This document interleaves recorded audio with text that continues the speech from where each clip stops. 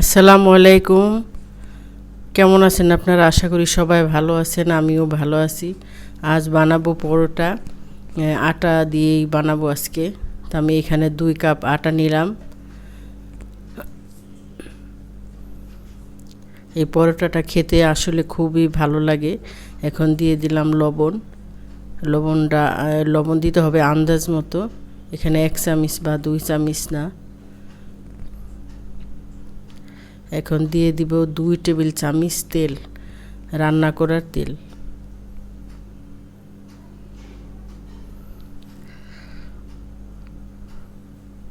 এখন একটু হাত দিয়ে মেখে তেল এবং লবণটা একটু ভালোভাবে মিশিয়ে নিতে হবে।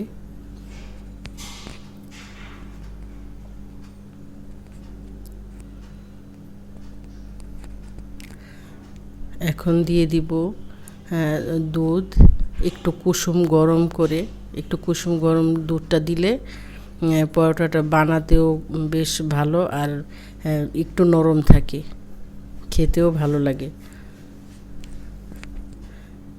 এখানে কোনো পরিমাণ নেই, যতটুক লাগবে আটাটা মিক্সিং করতে। এটা কিন্তু বেশি শক্ত হবে না, আবার বেশি নরম হবে না। আমরা প্রতিদিন রুটি বানাই যেভাবে, ঠিক ওইভাবে এটা বানিয়ে নেব। এরকম একটি ডো তৈরি করে নেব।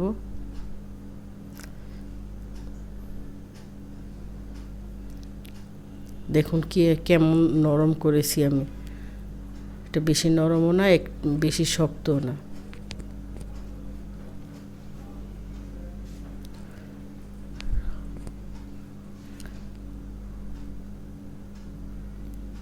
দশ মিনিট পরে এখন আমি এটাকে একটু ছোট ছোট করে লেচি কেটে নেব। তবে পরোটাটা যার যার পছন্দ মতো, কেউ একটু মোটা বা ছোট পছন্দ করে। যার যার পছন্দ মতো এটা আটার লেচিটা ভাগ করে নিতে হবে।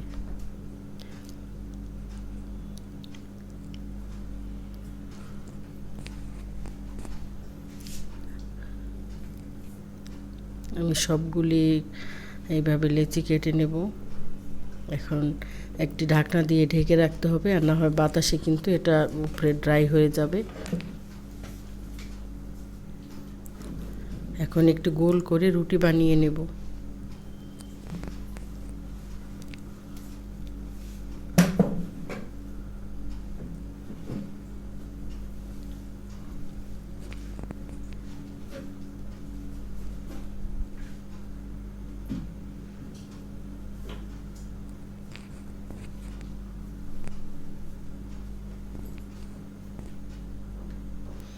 এখানে আপনারা তেল দিয়েও বেলতে পারেন, তবে আমার মনে হয় তেল বেশি হয়ে যাবে এজন্য। কেননা আটাতে কিন্তু আমি তেল দিয়ে মাখিয়ে নিয়েছি। আবার এটার ভিতরের অংশে তেল দেওয়া হবে, আবার ভাজবো তেল দিয়ে। এই জন্য আমি আটা দিয়ে কিন্তু এটা বেলে নেব।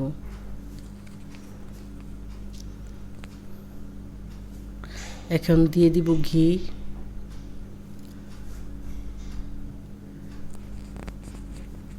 ঘিটা যদি দিয়ে মাঝখানে যদি ঘিটা দিয়ে আমি এটা ভাজ দিয়ে নেই, তাহলে এটার ফ্লেভারটা অনেক ভালো লাগবে। ঘিয়ের ফ্লেভার তো কত ভালো লাগে সেটা তো জানেনই। এটা শাহি পরোটা।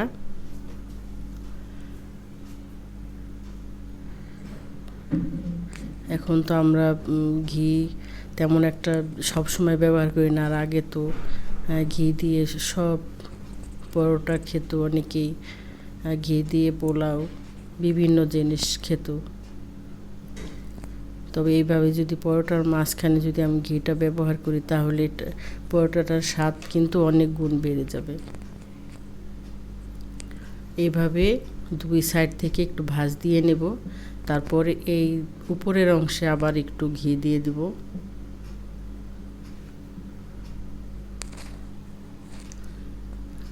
আবার 2 সাইড থেকে একটু ভাজ দিয়ে নেব। উপরের অংশে যদি তেল না দিতাম, তাহলে কিন্তু ওটা একটার সাথে আরেকটা, একটা ভাজের সাথে আরেকটা লেগে যেত। এইভাবে করে আমি সবগুলি বানিয়ে নেব।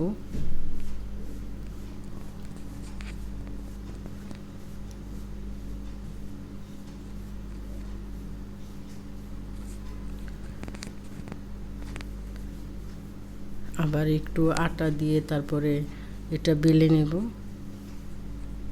আমি আগেই বলেছি এটা আপনারা ছোট করেও বানাতে পারেন, বড় করেও বানাতে পারেন, তবে আমি এটা মিডিয়াম সাইজ, এটা ছোটও না এবং বড়ও না।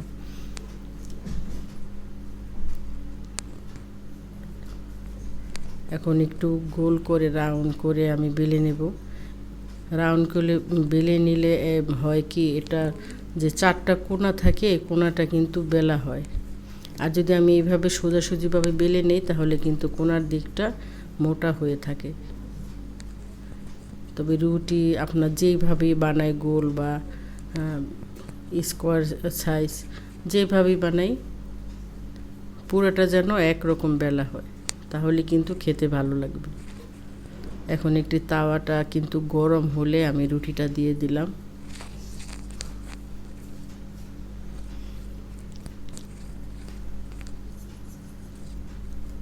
আমি একটু হালকা এপিট ওপিট ভেজে নেব। হালকা ভেজে নেওয়ার পরে আমি তেল দিয়ে নেব।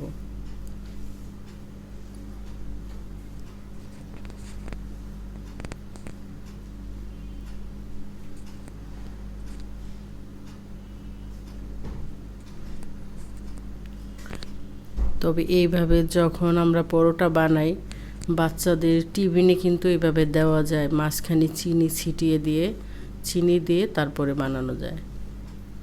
বাচ্চারা যেহেতু মিষ্টি খাবার পছন্দ করে, যখন আমি পরোটা ভাজ দিয়েছি, ভাজের মাঝখানে একটু চিনি দিয়ে নিলেই হয়ে যাবে। এখন একটু মুছে দিয়ে, কেননা আমি আটা দিয়ে বেলে নিছি, একটু খালি আটা থাকবে তাওয়াতে, আটাটা মুছে নিতে হবে, তারপরে আমি তেল দিয়ে নেব।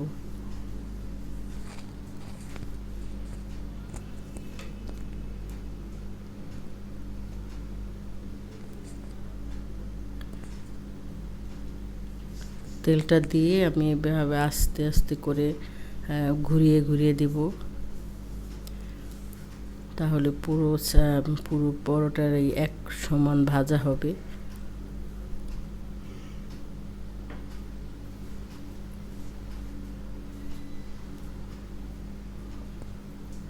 দেখতেই পাচ্ছেন পুরোটা কিন্তু একরকম ভাজা, একদিকে কম বেশি হয়নি। তবে আপনারাও কিন্তু এইভাবে ভেজে নেবেন। মেয়েদের সব কাজে একটু ধৈর্য সহকারে তারপরে গুছিয়ে করতে হয়।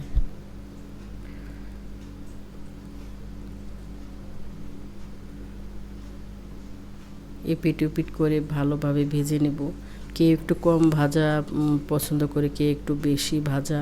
তবে আমার কাছে একটু বেশি ভেজে মচমচা হলে, যখন 2 পিঠ মচমচা হয় আর মাঝখানে একটু নরম থাকে, খেতে কিন্তু বেশ ভালো লাগে।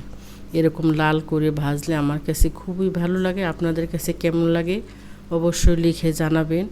আর আমার রেসিপিটি আপনাদের কাছে যদি ভালো লাগে তাহলে লাইক দিন, শেয়ার করুন। আর আমার চ্যানেলটি এখনও যারা সাবস্ক্রাইব করেননি, এখনই সাবস্ক্রাইব করে ফেলুন।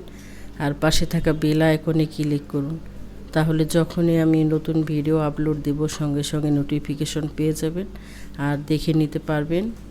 আর যদি কারো কোনো প্রশ্ন থাকে তাহলে অবশ্যই কমেন্ট বক্সে লিখে জানান, আমি সকলের প্রশ্নের উত্তর দিব। দেখুন পরোটা কিন্তু আমি একরকম করে সবগুলি ভেজে নিয়েছি। এটা খেতে কিন্তু খুবই ভালো লাগে, ছোট বড় সবারই পছন্দ। আর ঘিটা দেওয়াতে কিন্তু আরও ভালো লাগবে। আপনারা অবশ্যই বাসায় ট্রাই করবেন। তবে যারা ঘি না খান তারা তেলও দিতে পারেন, সমস্যা নেই। তাহলে আপনারা অবশ্যই বাসায় ট্রাই করবেন আর আমাকে লিখে জানাবেন। তাহলে ভালো থাকুন, সুস্থ থাকুন, নিরাপদে থাকুন। এই বলে আজ এখানেই শেষ করছি। কথা হবে অন্য কোনো ভিডিওতে। আল্লাহ হাফেজ।